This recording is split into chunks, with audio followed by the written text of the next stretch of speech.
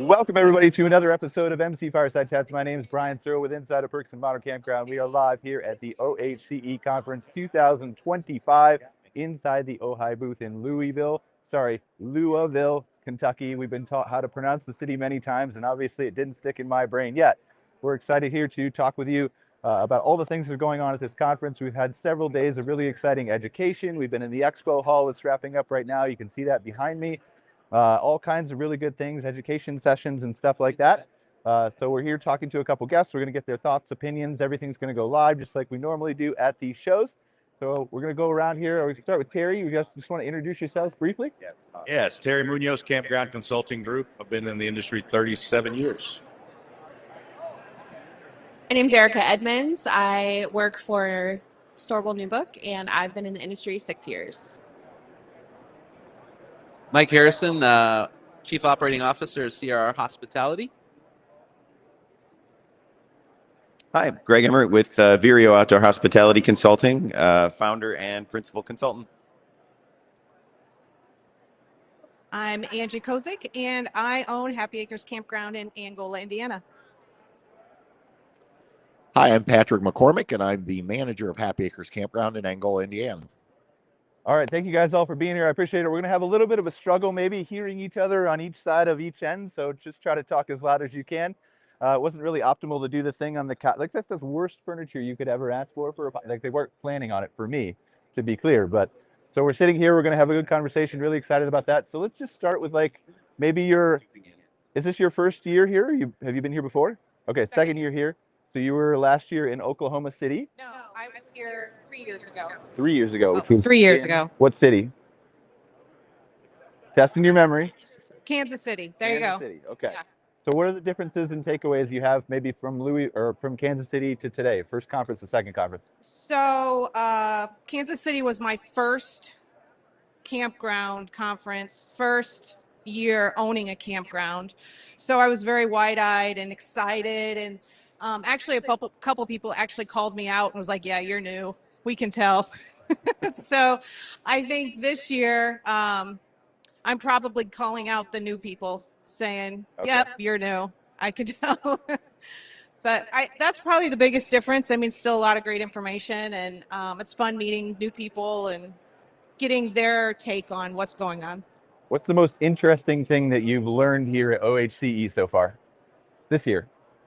This year, honestly, the very first panel, when all 5 or 6 guys that were up there said AI is not ready yet.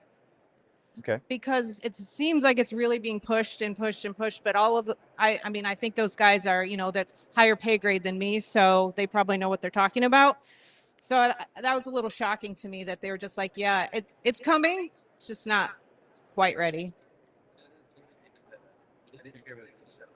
I think they just meant that the development of it in the campground industry hasn't reached its full potential yet. So don't jump in, feet first. And that's how I took back and forth. Mike, you want to take that? Mike Harrison, CRR Hospitality Award winner for AI innovation.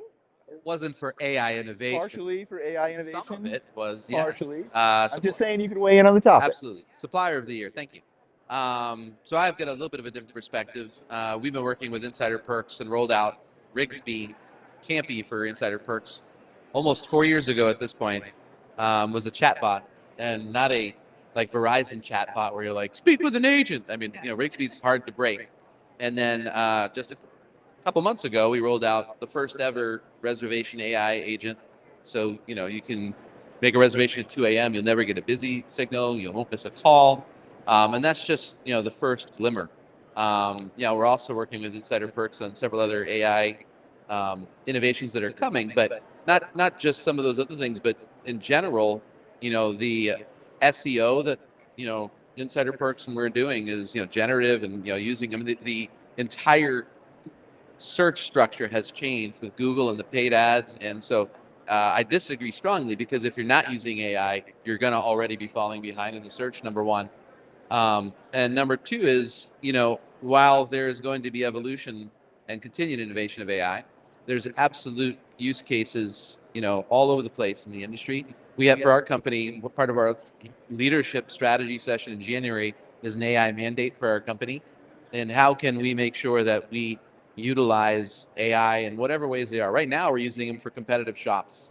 So instead of, taking those hours to call the competitors and look at the rates and, et cetera, et cetera. Insider Perks is going to soon roll out a version of You're that. putting words in my mouth. I don't know. I feel, and I don't mean any disrespect, a statement such as AI is not ready means you're going to be left behind. Yeah.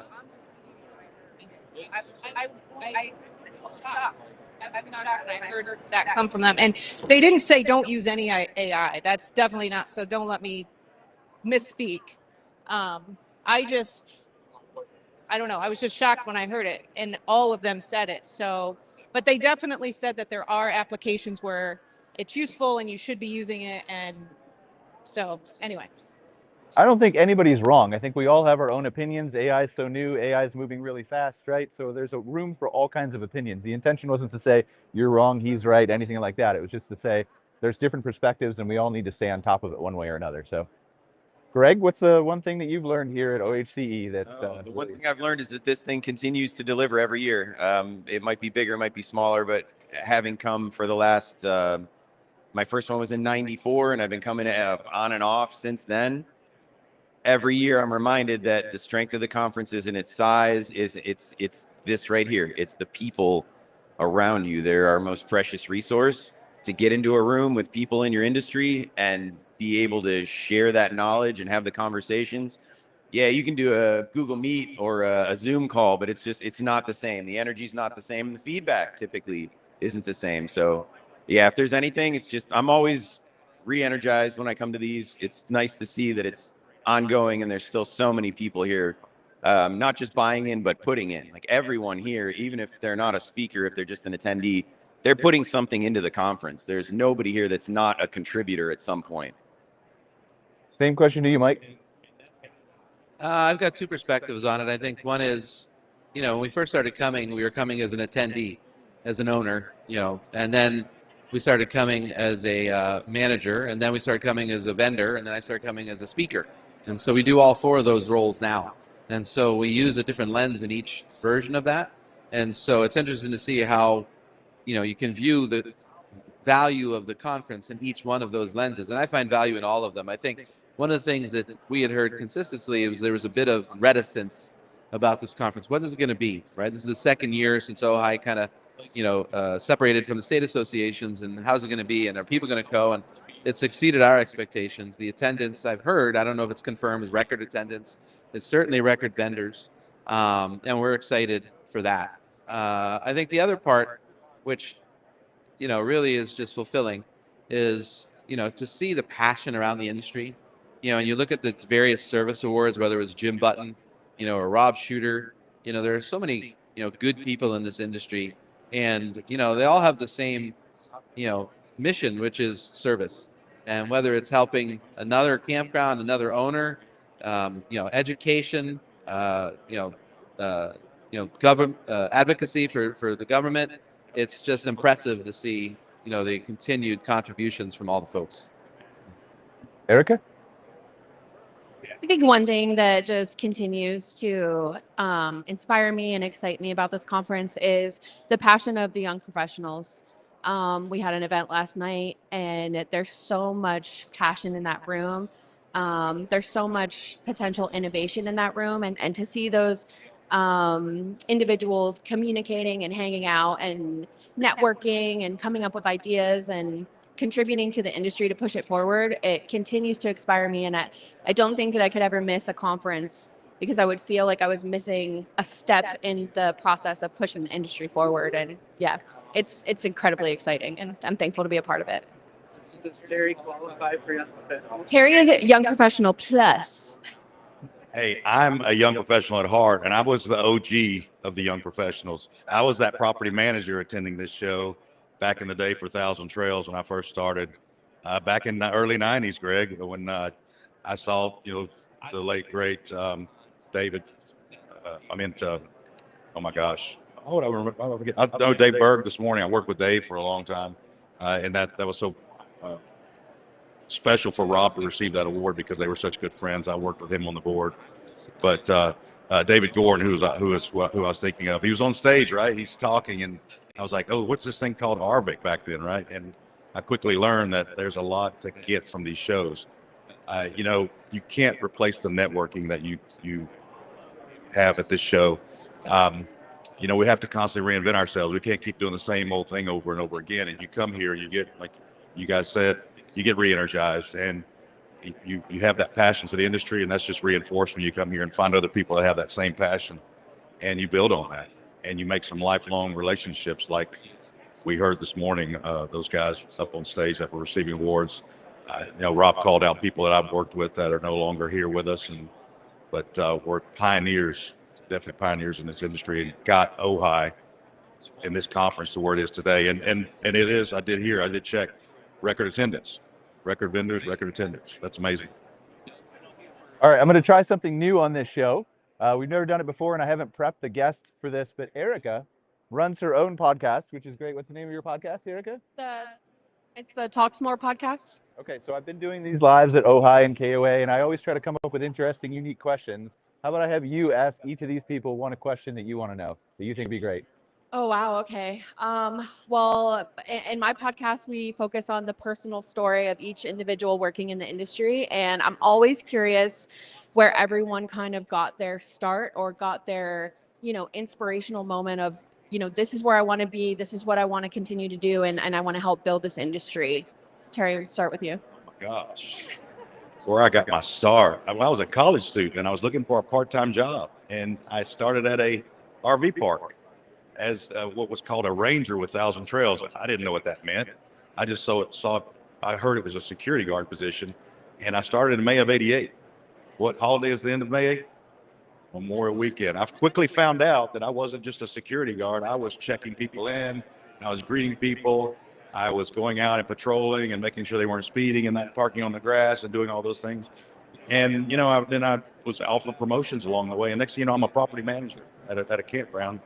After I graduated college, and I guess it stuck 37 years later. And and I guess what drove me to do it was the love of people, because I got into training, and I would train our customer experience program, and I love to elevate other people and see them grow, and that's my passion too. So it really has been a rewarding experience over the years. I have two origin stories, I guess. One is similar to Terry. My first hospitality job was back in 1987. I was a busboy at Chili's, and just grew up in the food and beverage world. And then was about to fail out of college. I didn't know what I wanted to do, and so my friend was going on the Disney World College program, and I'm like, oh, I have to declare a major. And I'm like, I don't know I worked in restaurants, for 7 years. And back then, it was no such thing as hospitality. It was restaurant and travel administration. And so I declared a major, went to the Disney World College program, and then studied in Europe, and fell into the hotel business for 25 years. And just, I loved the passionate around service, which I would love being a waiter. And that translated to just kind of the service for the customer. And then the second origin story is in outdoor hospitality. And I'm not ashamed to admit, I was laid off during COVID. And through misfortune comes fortune, and it's the best thing that ever happened to me. The hotel business was obliterated, obviously during COVID, and they laid off, 60% of the corporate team. I was the high-priced remote guy, and had to look for the next, position during COVID. And I looked in the hotel business. I was looking in residential and senior living and asset management, and fell into a position that was asset management plus Phoenix in my job search. I didn't want to travel as much, which has completely failed. And so I met with the ownership group. They had one property, Verde Ranch RV Resort, and really fell into a great opportunity, to form and build a company with the ownership group that we're with. Outdoor Hospitality has continued to fulfill my zhuzh for, spirit to serve, the people, the associates, the industry, and have really the best, journey of my life and my career because of the misfortune. So. I have learned on enough of these podcasts not to follow Mike. You give the best answers to everything, dude. Like that's an awesome journey though. But like mine, I have a single origin story, right? I don't have a two-pointer, but it probably starts well back before we bought our campground because I was fortunate enough to have parents that loved the outdoors. So we camped, they grew up camping in a tent with no floor, it's basically a tarp. They were dirt baggers. They, worked their way up. By the time I'm about 8 years old, we have an RV and we're traveling that way. But then a disease bit my dad, and don't worry, it's not serious. It's called armchair quarterbacking. So like we did it long enough, and he was like, "This will be easy. I don't want to be a machinist anymore. I'm going to buy a campground and we're all going to work together." And we thought, yeah, this would be great. And for anybody out there that's ever done that, I feel your pain. If you haven't, but you think that's a good idea, the treadmill's going at like 25 when you get on. You can't slow it down. So be ready, because it was about, I don't know, 12 hours into our first day on opening day. And we were like, oh God, this is being on the other side of the counter is a completely different, but it was the best because it was trial by fire. Like we were dropped into it. You don't have a choice. You got to learn, adapt, grow. And 26 years later, we sold the park, but it was a heck of a journey at that time. With the amount of stuff that I learned, can't trade it for anything. It's why I'm still in the industry. I could have run away when we sold our park, but it's great, and the people in it are great. I mean, it's really hard to beat. I have a similar story. I actually did not start out in hospitality at all. My husband and I owned body shops. So when you wrecked your car, we fixed it. And we ended up selling all of our shops to a national company in 2020. I don't even know.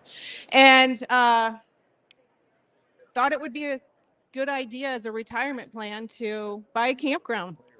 And the first year I cried a lot. I cried a lot. And I was like, why am I doing this? Because I didn't have to do this.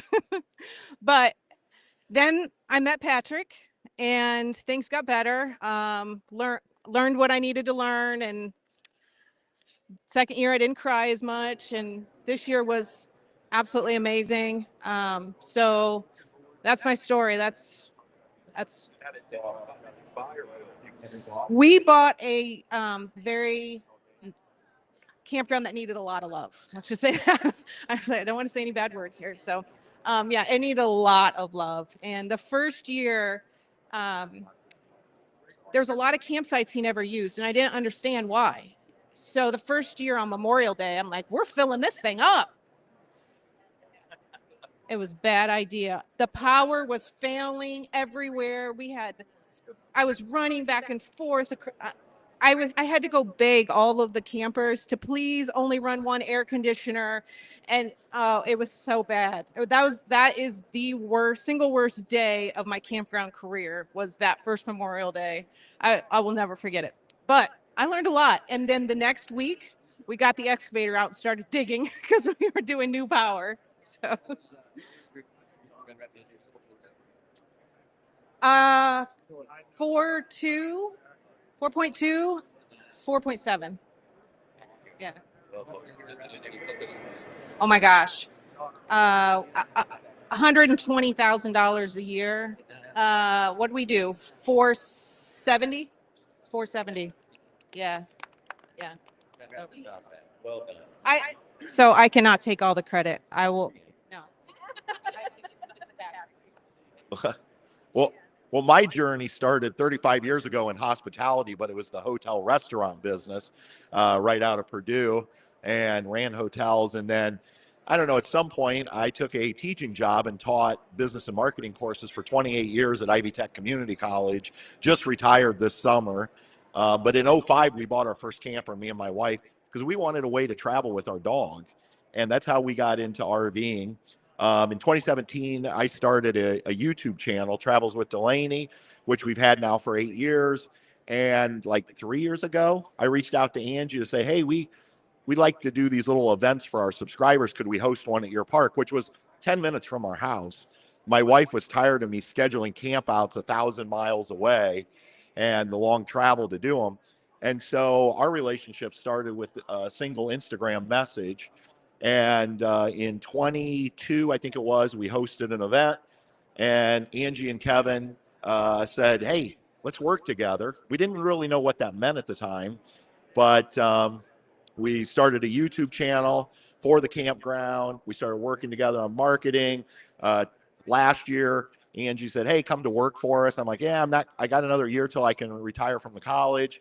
So I was working 2 jobs simultaneously. And then I retired this summer. And at some point, Angee just promoted me to manager. And so now I'm proud to say I manage an amazing campground. We have 91 sites and cabins in Northeast Indiana, and we are the highest rated Google campground in the county now. And it's because of Angee and her husband, Kevin. I mean, they have put, I always tell guests when they say, oh, this park is amazing. I'm like, yeah, it was a dump 4 years ago. Angee and Kevin put over $1 million in it. But I always say, I feel like I'm cheating them when I say that, because the stories I hear from the first year about Angee and Kevin shoveling stone by hand, they have put blood, sweat, and tears into this park. And so all I've done is come around and tried to spread the word. And yeah, so that's my journey. So I went full circle from hotels back into hospitality after a 28-year career of teaching, and I'm loving it. It's great. All right, we're going to pass the mic all the way down. We've been joined by the esteemed David Basler, whose title gets promoted, I feel like, every 2 months. So what's your current title? You keep rising through the ranks really fast, man. My current title? Yeah. Chief Strategy Officer and SVP of Government Affairs. See, it keeps adding something new, man. You're doing all the things. It does. So, Erica, what was the I question missed for the David? question. Sorry, I'm late.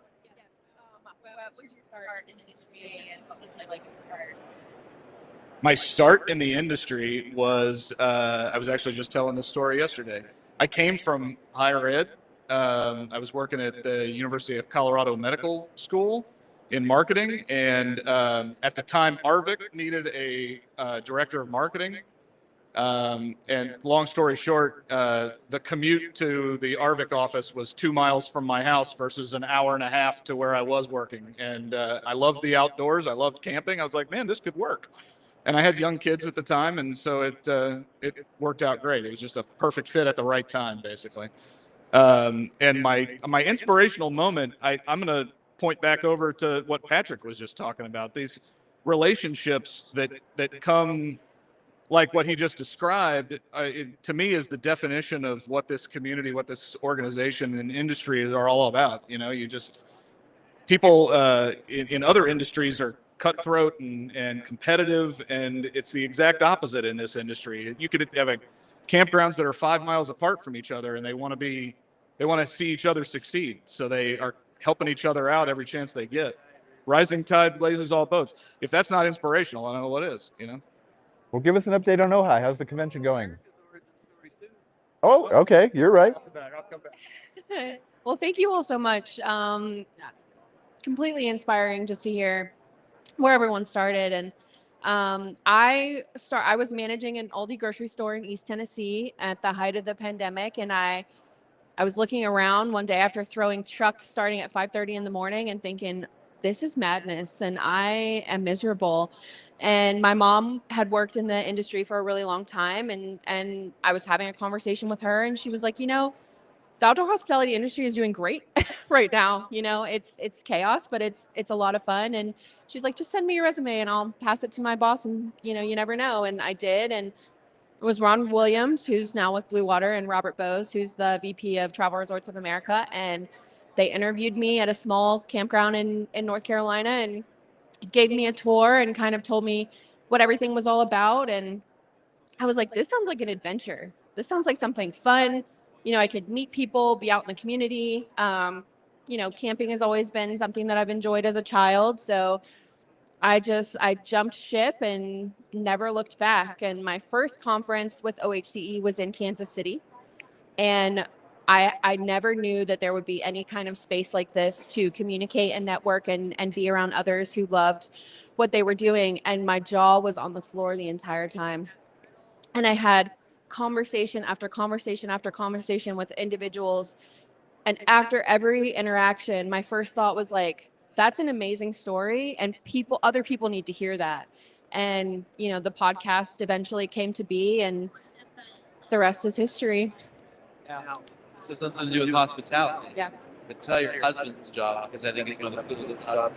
Oh my goodness. Well, my fiance, soon to be husband, he is a lighting designer, lighting director and creative for AEW Wrestling. So he travels all around the country, and he does some amazing things. He's brilliant, and you know, I look up to him so much. And don't make me cry.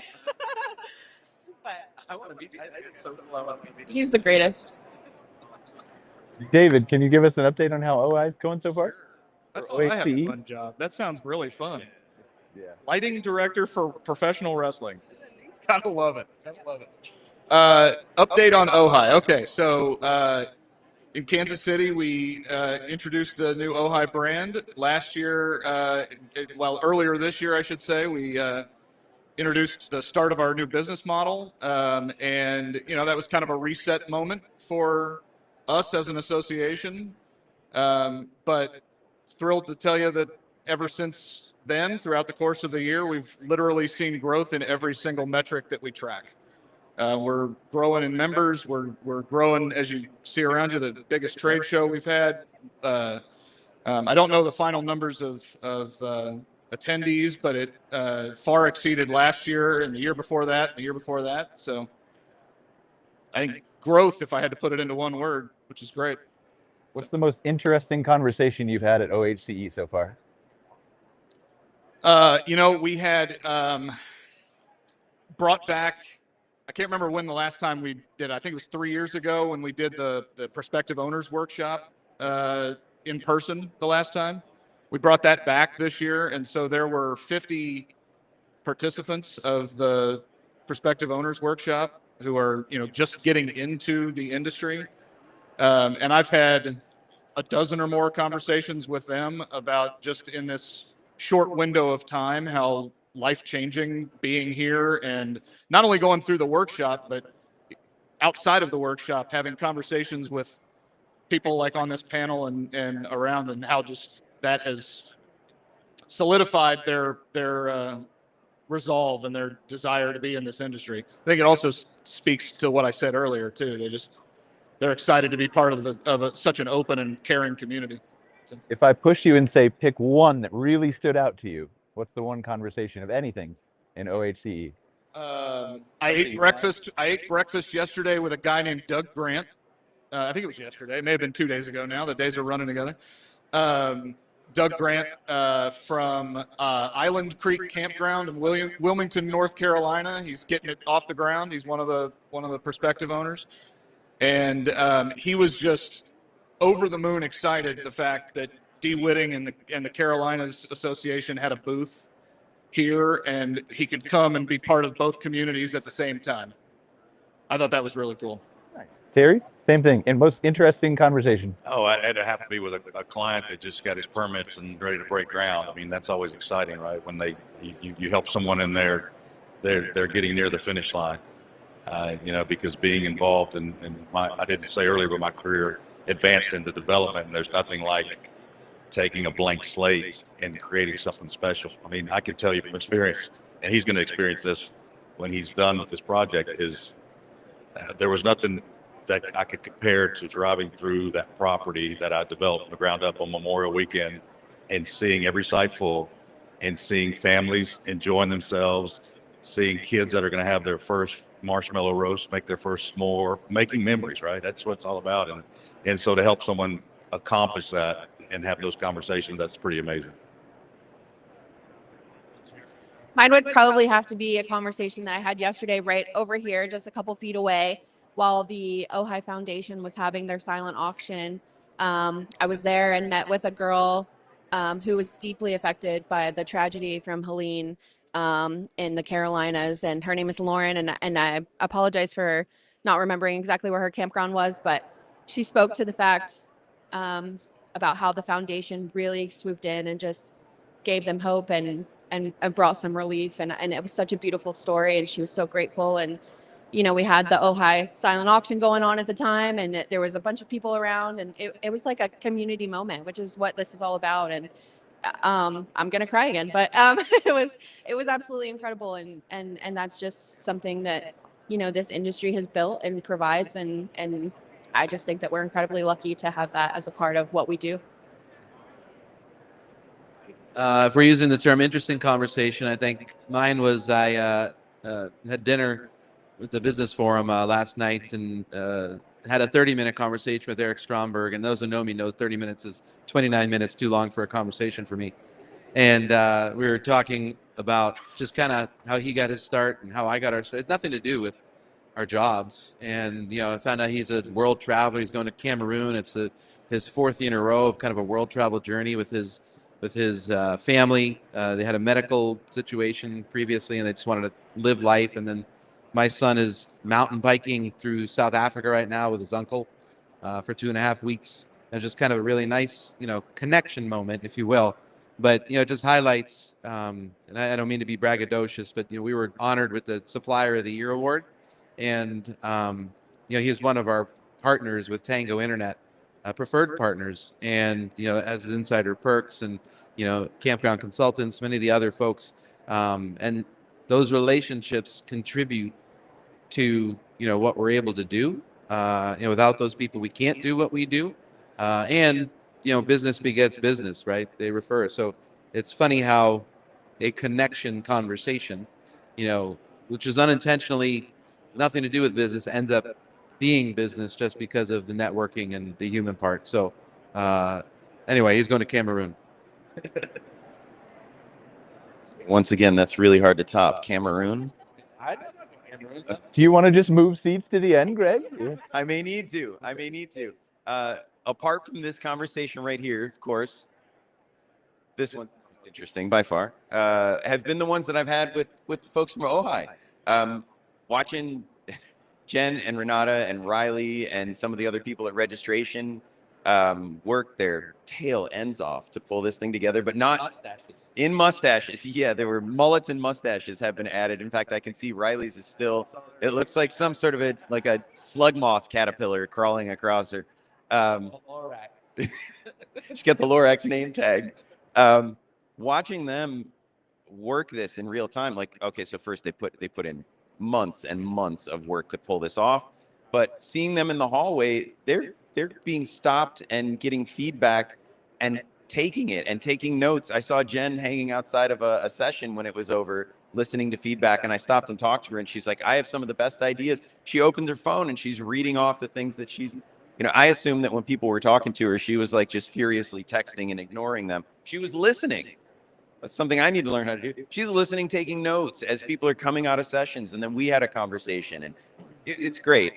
But I am astonished at the amount of work. And I don't know why. I look at this thing and I should be, it's massive. I don't know what it takes to pull this off. I would not want to do what they do, but I'm so grateful for them and for the hard work that they put in, not just before, but during. So that conversation I had with her where she was telling me some of the feedback that she had gotten from attendees, and then some of her own ideas. And then I gave her some ideas. She started walking away immediately. I don't know what that was about. I think she might have been idea'd out. I might have topped off and overfilled the tank. So, but that's, my conversation with Jen in the hallway it was awesome. All right, I have a couple. So the first one was with you, and you don't even know it. So it was during the very first breakout session for the central area of the country. And you said, don't be scared to raise your prices. And that's actually a conversation that, him and I are on the same page, but my husband is on a different page. So it was refreshing to hear your take on it. So that's definitely a takeaway that both of us are leaving here with, and we've already told my husband. So, but anyway, yes. Correct. But actually, that right before that, on the very first presentation, we sat down with 3 people who are starting a campground in Tennessee, and it's still being built. I believe they're like it's not even open yet. And it was really cool because I could see myself 4 years ago in them and all the questions they were asking, and they were just curious about everything. And I so feel like I am a negative expert still on all of this campground stuff. And so them asking me, I'm like, why are you asking me? I don't know. But I mean, I do know. And it was just a nice conversation to have. So I would say that was those two. Those are my favorite. Awesome perspective on Yeah. Yes. I remember that. Mm-hmm. At my 10 or somebody asked me a question, and I was like, no, you're looking for something you know something. Right. Yeah, not me. Yeah. Well, I hope this doesn't come across self-serving but yesterday my wife and I were walking around in here and a person says, oh my God, it's the Delaney's, which by the way is not my name, but everybody assumes because our channel's called Travels with Delaney that our last name's Delaney. It was actually our Cocker Spaniel when we started the channel. But I met Chuck, and Chuck's like, I have watched you for years, and you helped me and my wife get to know our RV because we do a lot of educational type content. And what it reminded me of was how great this community is, the RV camping community. He's thanking me, and I'm saying, no, thank you. And we started getting into discussions about our journey as RVers and how we both started with small teardrops and slowly working our way up. I'm a little ahead of him because I'm in a 35-foot fifth wheel, and he's in an Intech. But having him stop me and say thank you, and then to get into that discussion about the RV lifestyle, camping, and just how great, we were talking about, and I've always said this, if you stay at a hotel and you walk down the hallway and you say hi to somebody, they almost turn around and go the other way. When you pull into a campground, within minutes, you have best friends on your left and your right. People are so inviting. And so I think that was there were so many conversations we've had with different park owners. I would say another one that struck me was through this 3 days, it reminded me that the struggles we have on a daily basis that we think is just us, it's not us. We're all in this together. And I think that's what's great when you bring people together like this. You help each other out, and you realize like we all have that same struggle of people driving too fast through your park or people leaving trash in the fire pit. And those conversations reinforce that we're doing the right things, we can get better, and we're in it together. And I just really appreciate that from this event. It's been an amazing 3 days. One of the reasons that I always ask about conversations is that the networking, I think we'll all agree here, the conversations we have are some of the biggest, most powerful takeaways at all these conferences. So let's do another thing that we've never done before. We'll start with Patrick. We'll work our way back. Patrick, ask anyone here by process of elimination. So if Patrick asks David a question, nobody else can ask David a question. By process of elimination, something you want to know from somebody else on the panel. Anything you want. I'd love to ask Angee, but I won't since I know her. So I'm going to ask Greg a question because I want to follow up on the whole rate thing. So Angee and I are, again, very aggressive in yield management and using dynamic pricing. But what in terms of what you're seeing across the industry, are you seeing rates actually being pushed to where they should be, or are you seeing more like what Kevin is, where it's like, oh, I hate to raise rates on people, or I'm afraid people won't buy? Like, what are you seeing currently happening? I know we're on the same page of where we think it should be. And thanks for calling on me first, because some of these people down here would have asked me like a really hard question. So this is a good one. Thank you. So I'm seeing, yes to all, I would say I see both, but then I'm seeing a third thing happening that I think but is problematic for some operators. And Mike what time is your session today? 11:30 a.m. So I am but a student, I would say. He is kind of the master when it comes to rate revenue management. So we'll see if Mike agrees. But I would say that two things are happening. You have the smaller, like single park operators, like I was, or maybe like you guys are, right? You're mom and pop. We are always hesitant to raise our rates. I had a very similar dynamic to yours. My mom and I were like, look, we went 2 years without a rate increase. I'm pretty sure we're losing money. This is early on before we had learned the business side. And my dad would consistently say, like, But if we raise rates, everyone will leave. Like they're all going to leave because that other guy is cheaper. And I'm like, have you been to that other guy's campground? So anyway, and that's only one part of setting rates. I don't want to get into your talk, but like, so that's one problem, one issue, let's say. Another one is that through the pandemic, there's this surge in camping because everybody can go outside. And I think people at a certain point started to believe that they could just charge anything they wanted.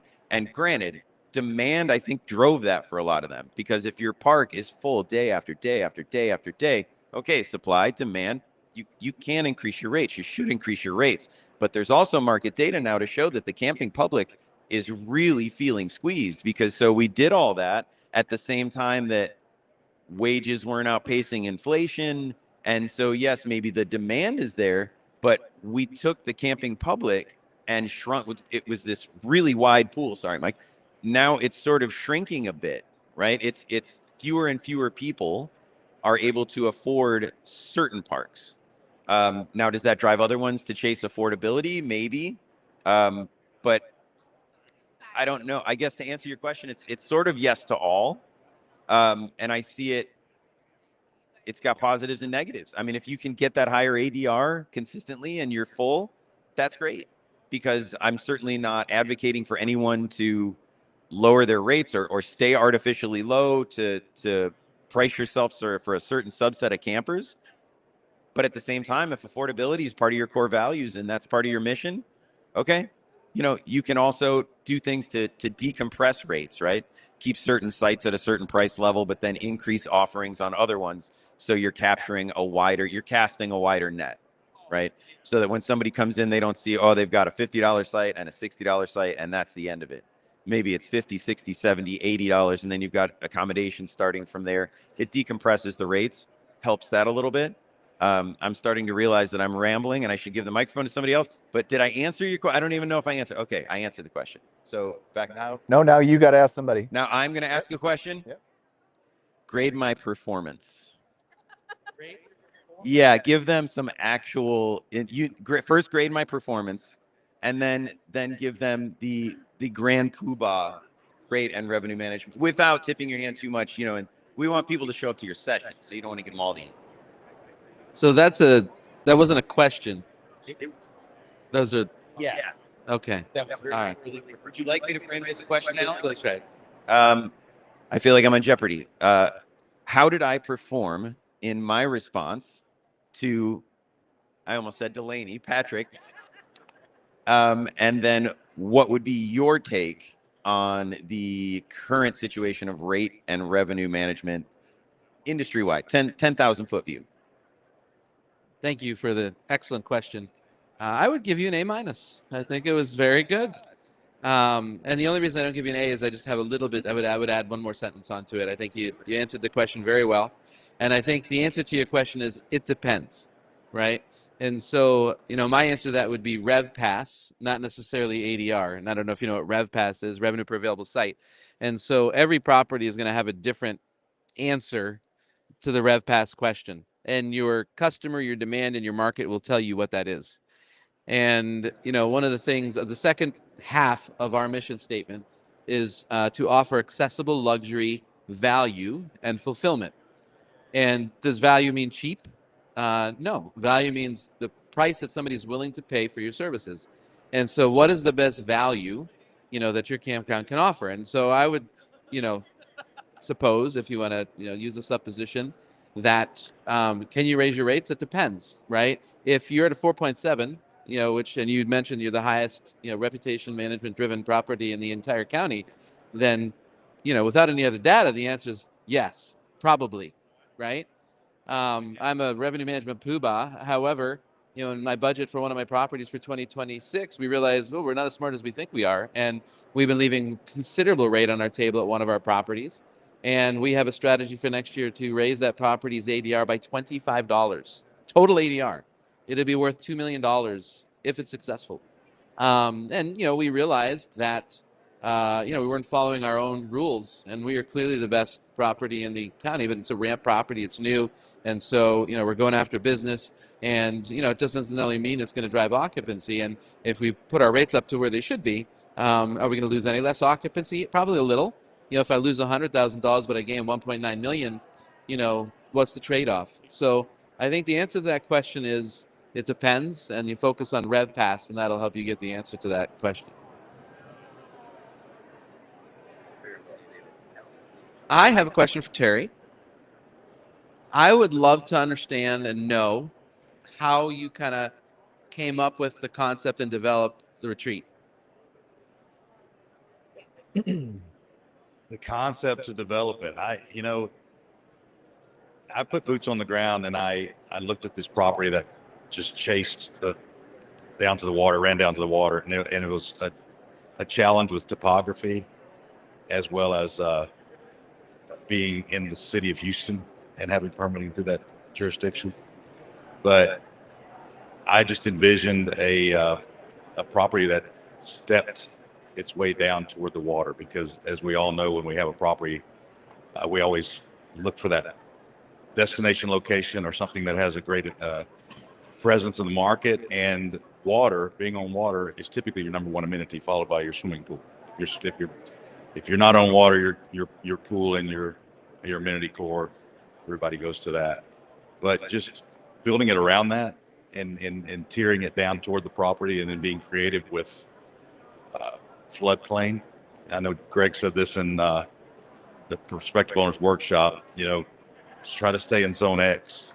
But my comment is, don't be afraid to explore below that with creativity, right? We can put things in the floodplain. The code says we could put RVs in the floodplain. Now, jurisdictionally, that's a challenge, but that's what we did. We utilized that property to its max with the amount of floodplain that was there. And a backstory to that property, it was originally going to be large acre home sites. But because of Hurricane Harvey and the city building codes changed, because the city has jurisdiction all around that body of water, they could no longer do that. So someone in the room said, hey, what about an RV park? Those are being built everywhere.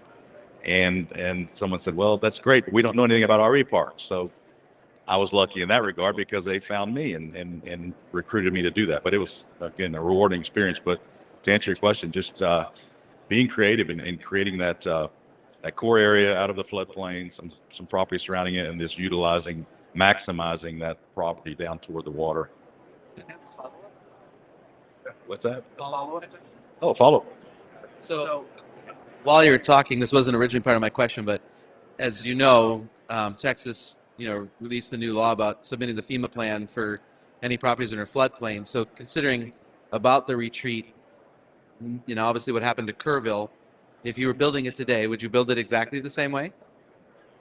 That's a great question, and this came up actually in a session yesterday that we had a breakout session. It was actually a follow-up to the Prospective Owners Workshop. We had a session, and it did come up because, yes, there are some changes, and we have to be mindful of that. And jurisdictions are going to be more stringent, even though there's some guidelines that allow you to build. But it depends on what that body of water does. What are the characteristics of it? Does it rise slowly, or is it a raging river? And I think we need to address that as we look, because there's huge opportunity to develop a floodplain. But what does that floodplain look like? I've managed a property under my watch when I was a regional manager for ELS that was on the Colorado River in Columbus, Texas. We had 24, 28, 36 hours notice of when the Colorado River was going to crest. And we had 88 sites down by the river that we knew, hey, it's time to go move picnic tables. It's time to get people moved. And we had a restroom in that section that was built out of, CMU block. So it was designed to go underwater, and we could clean it up and open it back up. But that, over the years that I had that property, it went underwater 3 or 4 times, but we were able to recover. So that would be a case where you could, plan for that and ask for a variance request or whatever you needed to be able to build in that 100-year floodplain. Oh my gosh. You put me on the spot. I've got nothing. Let's see, what can I ask? Oh, I want to ask all of you, I'm big into to fundraising.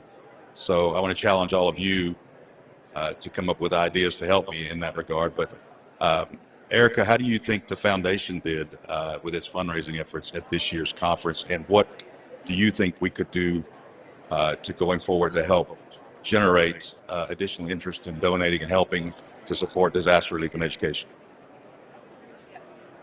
Yeah, thank you for that question. It's a great question. And the OHI Foundation does a great job of being present at these events and just showcasing what they're all about. You know, we got the YPs involved this year with the t-shirts with, you know, how to donate on the back of the t-shirt from the event that we had last night. And, you know, if they selected to wear one of those t-shirts, because we had a select few number, they were challenged to ask anyone on the expo floor if they would like to donate. And I think that it's getting the young professionals involved. They want to be involved. They want to be useful, and they're a hungry group of individuals. And you know, they're also looking for opportunities to go and be boots on the ground. They're looking for ways to give back when natural disasters and things like that happen to parks around the country. And so I think just visibility overall. You know, we want to be out there. We want to make a mark. We want to be seen, and we want to show the community what we're capable of doing and what we're capable of providing. And,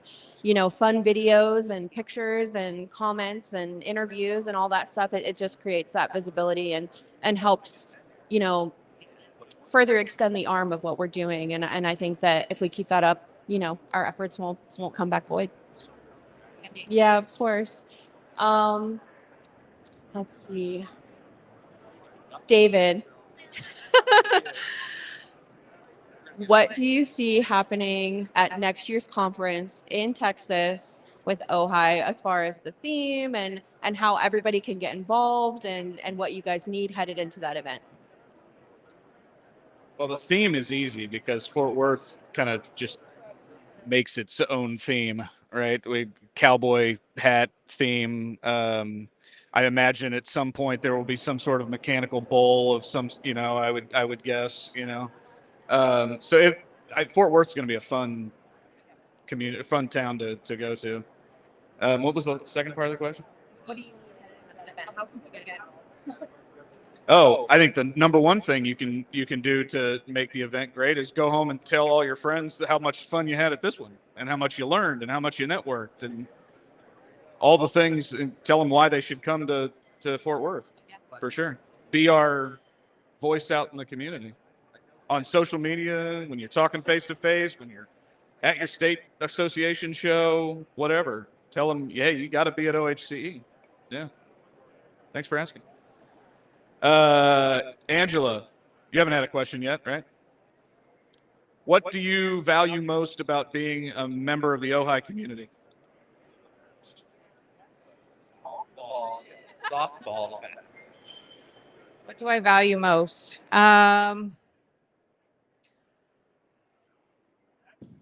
Well, I think I know you guys do a lot of lobbying for the campground industry, and I do appreciate that because obviously, as a small campground, I have no pull or say. So that is important to me. Indiana, our state of Indiana, has also done a lot in the state to lobby and create laws that help protect campgrounds. So I feel like that's very important to me.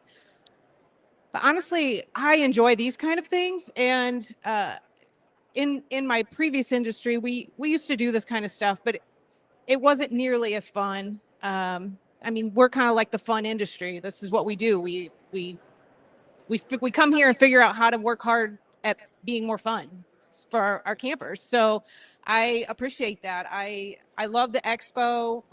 There's always new stuff here that I didn't know existed and didn't know I must have. So I always find stuff like that. And then just the long-term relationships that you build. I mean, I'm still in contact with people that I met the very first time I was here. So I think that that's really cool. I have a campground now that whenever I travel down to Florida that I stop at because it's halfway for me, and it's somebody that I met that very first time. I think that those are the things for me that are important. So I just want to offer a follow-up to what you'd said and get on my high horse for a second on behalf of David. you had said, we appreciate OHI lobbying, but, we're a little campground. What can we do? And so what I would offer up is that's a great point. You can do a lot. And so, OHI regularly lobbies on the Hill, and we have a voice. And so they a lot of times will ask and reach out to campgrounds and say, hey, we need you to go speak to your senator. And they'll bring the campgrounds with them. And that's made a difference. We've had some wins with the Credit Card Competition Act and some of the other, bills that OHI has been working on behalf of you. And so the little guy matters. Scott from Sonora and Desert RV Park and, other, campground owners and managers have been. And so I just want to offer that a perspective is, on behalf of David and the organization, anybody can help. And please, participate when they ask for service. That's a way that we can help, service the industry. So I don't mean to get on my high horse there, and it wasn't in dispute there, but I think that's an important point. All right, so for everybody who's watching at home, you can see we did this at a special time. We've got about 2 minutes maybe here. You can see everybody's packing up behind us on the expo floor, but that's why we did our show a little bit early. So I just want to rapid fire go around. Patrick and Angela, can you tell us where they can find more information about your campground? Well, you can go to our website, camphappyacres.com. You can also find us on YouTube, Instagram, Facebook, and TikTok at Camp Happy Acres. And how about the Delaney's? Oh, yeah. Travels with Delaney. We're primarily on YouTube, Travels with Delaney. We also have a podcast, Travels with Delaney, the podcast, very creative title. And then we also are on Facebook and Instagram. Awesome. Greg, Virya? Thank you. Yeah, you can find out more about me and what I do for outdoor hospitality at growwithvireo.com. You can find out about CRR on www.crrhospitality.com, or coming soon to the S'mores podcast, allegedly, or many different ways that we're happy to help and participate in the industry. Or follow Sammy and Calvin on Instagram, which are dogs. You can find out more about the Talk Smart podcast and myself on our socials, Facebook and Instagram. And I would challenge all of you to join me on my podcast. These conversations have been so great. I can't wait to talk more with each of you. And thank you to my sponsors, OHI and Newbook. And you can check out their websites as well, Newbook.cloud and OHI.org. Awesome. You can find out more about me and the firm at campgroundconsulting.com. Look there for all your needs for full service consulting, everything except management. And that's when you look to Mike. But also, I also do a lot of certified pool operator training. I do a big class through OHI. Watch for that. That'll be announced. And I'd love to get your folks certified through that as well. You can connect with OHI at OHI.org and the marketplace on OHI.org. You can connect with all of our supplier members, who some of whom were here at the show. And obviously, you can connect in person at OHCE and OHI Connect and National School and all throughout the year. Awesome. Well, for everybody who's watching at home, obviously you should be here with all of us. So come here next year. But thank you to David, Terry, Erica, Mike, Greg, Angela, and Patrick for joining us on another episode of MC Fireside Chats. We'll see you guys next week. Take care, guys. I thought I was supposed to show up at 10. MC Fireside.